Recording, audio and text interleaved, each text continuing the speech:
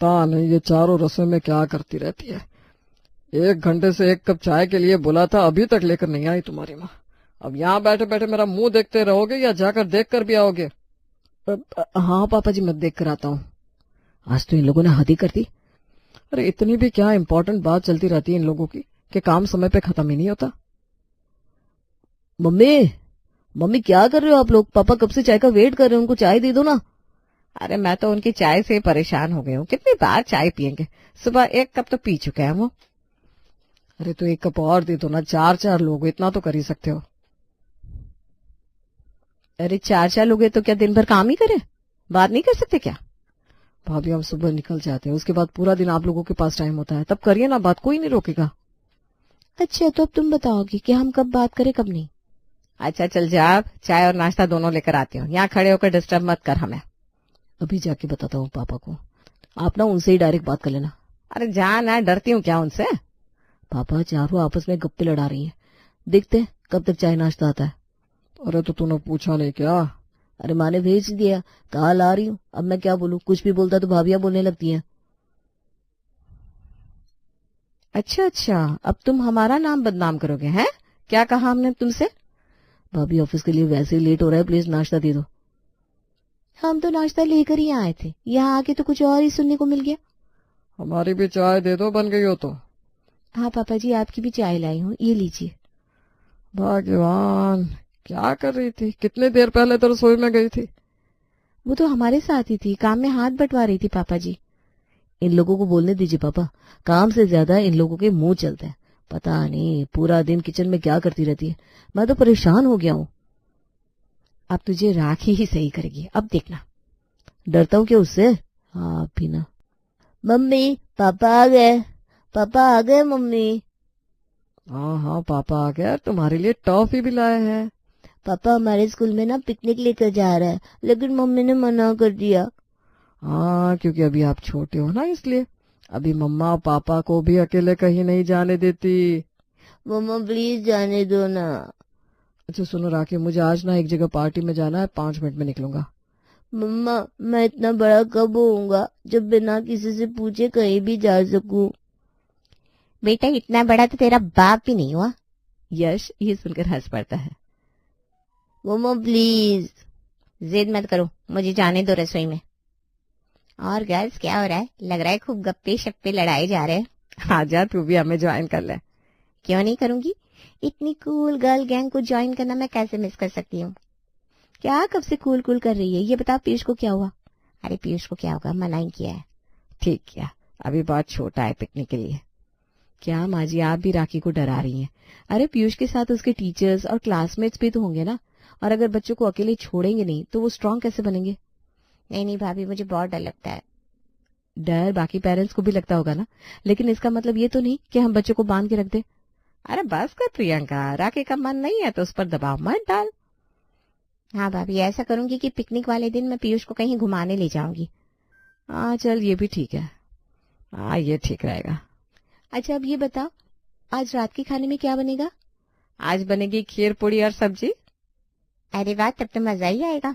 हाँ लेकिन बनाना भी हमको, ये तो ज्यादा मजा नहीं आएगा। अरे तो हम चारों मजेदार बना देंगे। अरे बड़ी किस्मत से हमारी इतनी बढ़िया जोड़ी बनी है, एकदम मायके जैसा लगता है। मायके की कमी खली नहीं जब से तुम सब लोग आई हो। सही कह रही हो माँ जी, मैं तो जब घर जाती हूँ ना तो आप लोगों को बहुत मिस करती हूँ। सच में, रसोई में रोज खाना बनाते बनाते वो चटर पटर बातें कभी भूलेंगे नहीं हम। अरे भाग्यवान, जरा 1 कप चाय मिलेगी क्या? खाने के टाइम पे चाय कौन पीता है?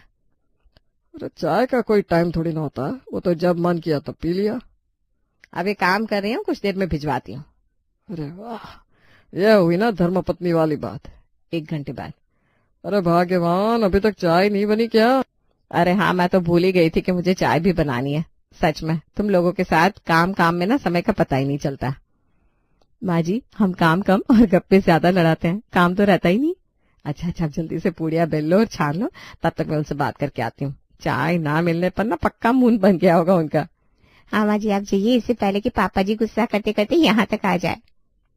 क्या कह रहे इतनी देर से? इतनी देर पहले बोला था, अब तक नहीं बनी चाय। अरे आज रसोई में बहुत काम था, स्वादिष्ट सब्जी, करारी पूड़ी और मीठी मीठी खीर बन रही है। अब चाय क्या पियोगे, सीधा खाना ही खा लेना। देखो, खाने में तुम क्यों ना 56 भोग बनाओ, लेकिन चाय की अपनी अलग जगह है। चाय के साथ मैं कोई कॉम्प्रोमाइज नहीं सहूंगा। अरे तो इतनी गर्मी में भट्टे जैसी रसोई में अब चाय बनाऊं क्या मैं? इतना तो ना हो पाएगा। और दिन भर रसोई को जो अपना घर बना लिया, रोज जो वो चटर पटर चलती है तुम्हारी, उसका क्या? मैंने 1 कप चाय के लिए बोल दिया तो अचानक रसोई भट्टे जैसे लगने लगी। हिपोक्रेसी की सीमा होती है। अरे भाई, अब क्या बहस करनी है आपके साथ। लाओ चलो बना देती हूँ चाय। नहीं नहीं नहीं, अब जबरदस्ती क्यों? जब मानी नहीं है तो मत बनाओ। ठीक है, अब तुम इतना कह रहे हो तो नहीं बनाती। अरे अरे अब क्या हुआ? होगा क्या? चाय नहीं मिली, कम से कम खाना तो लगा दो। अच्छा अच्छा ठीक है, लगवाती हूँ ना कुछ देर बाद। क्या हुआ माँ जी, क्या कह रहे थे पापा जी? अरे खाना लगाने को बोल रहे हैं। ठीक है माँ जी, तो चलिए खाना लगा देते हैं। अरे रुक जरा, इतना खाना बनाया है, थोड़ा 5 मिनट बैठ भी जा। लगातार काम करेगी तो थक जाएगी। माँ जी आप भी ना, पापा जी इंतजार कर रहे हैं, उनको वेट क्यों करवा रही हैं आप? अरे 5 मिनट तो रुक ही सकते हैं ना, चुप रहो तुम लोग।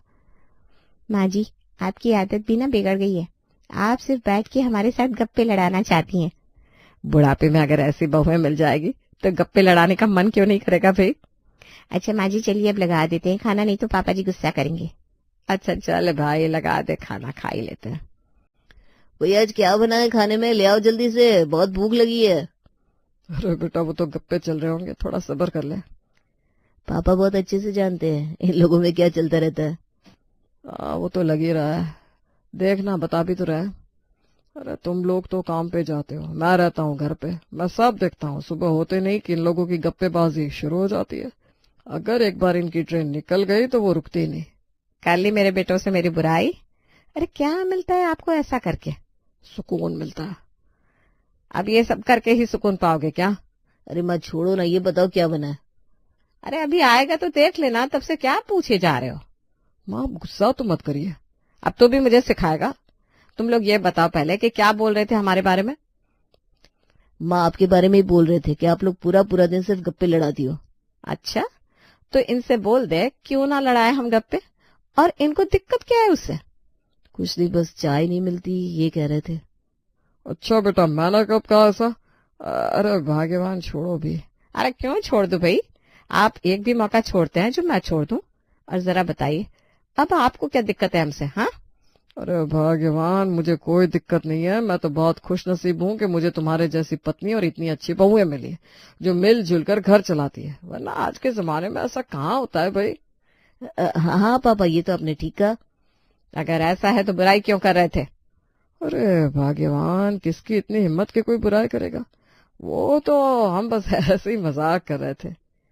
हाँ माँ आप भी ना। ये लीजिए खाना हाजिर है। अरे वाह, इतना बढ़िया बढ़िया खाना बना है, सच में आज तो मजा ही आ जाएगा। हाँ मजा तो आएगा ही। तुम लोग ऐसे ही मिलकर रहा करो, और क्या चाहिए किसी को। जैसे मिश्रा जी के घर का तो माहौल ही बदल गया। अरे आनंदी बिटिया, तनिक हमारे लिए चाय तो बना दो। सासू माँ, तुम्हारे हाथ की चाय पी के तो मजा आ जावेगा। ये बहुरिया तो पूरी राजस्थानी बोला था। भगवान जाने हमारा बिटवा की जिंदगी कैसे कटेगी। अरे पापा जी, आप क्यों चिंता करते हो, सब हमारे ऊपर छोड़ दो, मैं सब संभाल लूंगी। थोड़ी देर बाद आनंदी अपने सास ससुर के लिए चाय बनाती है, लेकिन राजस्थानी परंपरा के अनुसार आनंदी ने चाय में चीनी की जगह गुड़ डाल दिया। मिस्टर और मिसेस मिश्रा को उसका स्वाद अजीब सा लगा। अरे बिटिया, क्या डाली हो चाय में? स्वाद बहुत अलग लग रहा है। अरे पापा जी, चाय में गुड़ डाला है, थारी सेहत के लिए ना बहुत अच्छा है। हे भगवान, ये क्या हो रहा है हमारे घर में? राजस्थानी बहू ने तो घर का सारा खान पान ही बदल डाला है।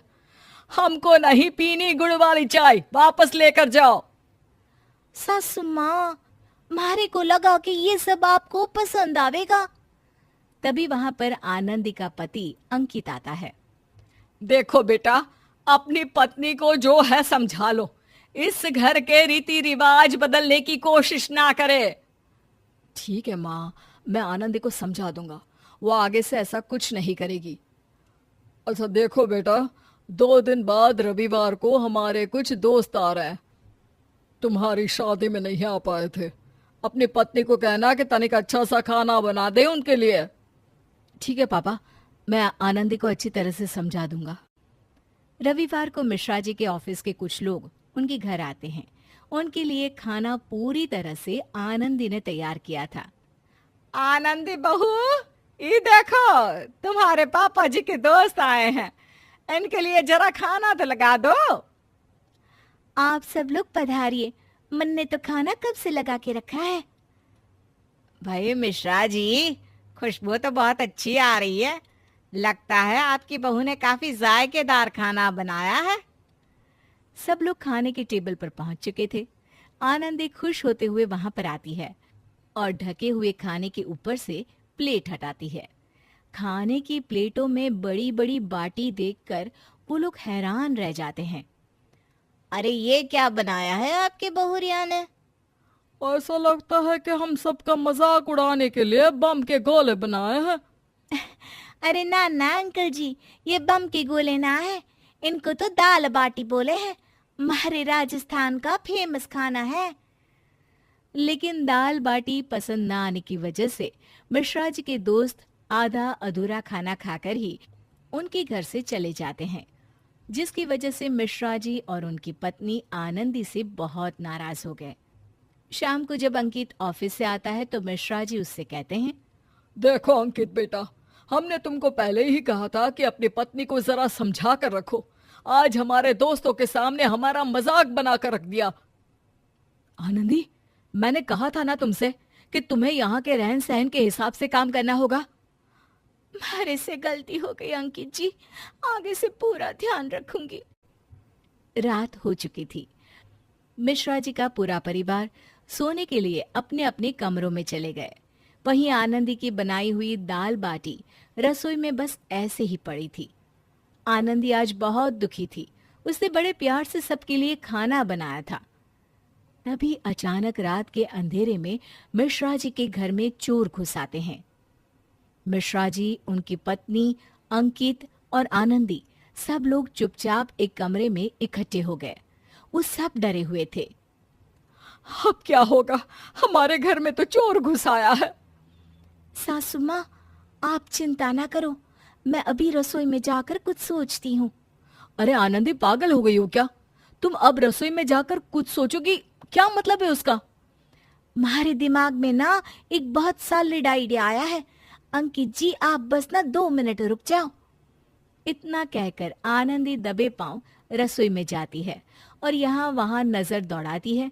तभी उसे एक प्लेट में अपनी बनाई हुई बाटी नजर आई। आनंदी ने 5-7 बाटी अपने हाथ में उठा ली और चुपचाप वापस अपनी जगह पर आ गई। ये देखकर लगता है बहुरिया पागल हो गई है। अब इस वक्त बाटी खाने का मन कर रहा है क्या? अरे पापा जी, ये बाटी आपके दोस्तों ने ना खाई तो कोई बात ना, इन बाटी से अब हम इन चोरों को मार भगाएंगे। अब तक मिश्रा जी और बाकी लोगों को सारी बात समझ में आ चुकी थी। सबने अपने हाथ में एक एक बाटी ले ली और चोरों के सर पर फेंकना शुरू कर दिया।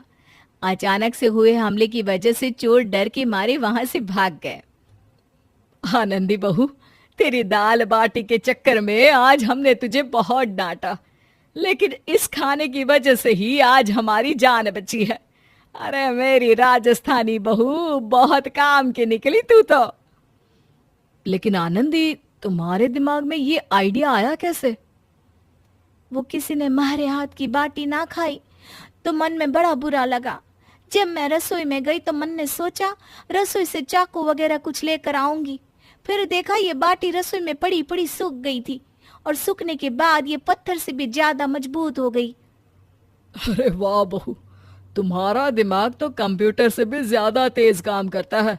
मैं तो ऐसे ही तुम पर नाराज हो रहा था। ना पापा जी ना, गलती तो हमारी भी है। मुझे आपके दोस्तों के पसंद के हिसाब से खाना बनाना चाहिए था। मन ने सोचा कि जो हमारे को सबसे अच्छा आता है वही बना देती हूँ, लेकिन इस चक्कर में ना सब कुछ गड़बड़ हो गया। अरे आनंदी, तुम्हारी वजह से कुछ भी गड़बड़ नहीं हुआ। बल्कि बहुत कुछ गड़बड़ होने से बच गया। मिश्रा जी का परिवार अपनी राजस्थानी बहू की बुद्धिमानी पर बहुत खुश था और अब वो उसके बनाए हुए खाने पर बिल्कुल भी नाराज नहीं थे।